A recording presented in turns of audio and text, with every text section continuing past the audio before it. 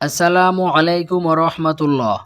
প্রিয় দর্শক, আমাদের আজকের আলোচনার বিষয় আয়নার সামনে নামাজ পড়া যাবে কি।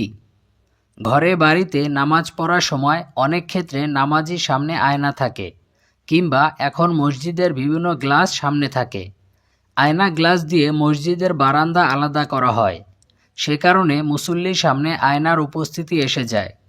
সেক্ষেত্রে আয়না সামনে নিয়ে সালাত আদায় করা কি জায়েজ? এই উত্তর জানার আগে একটি বিষয় জানা দরকার যে বর্তমানে মসজিদগুলোতে প্রায় দুইটি অংশ থাকে, একটি প্রধান অংশ ও দ্বিতীয়টি বারান্দা। প্রধান অংশ বারান্দার মাঝখানে প্রায় মসজিদে গ্লাস বা আয়না লাগানো থাকে। এটি বাস্তব ও সত্য। এতে বারান্দায় নামাজ আদায় করলে নিজ প্রতিবিম্ব দেখা যায়, অথবা কোনো আয়নার সামনে দাঁড়িয়ে নামাজ আদায় করলেও সেখানে নিজেকে দেখা যায়। সে হিসেবে স্বাভাবিকভাবেই প্রশ্ন আসে, আয়নার সামনে দাঁড়িয়ে নামাজ পড়লে কি নামাজ আদায় হবে?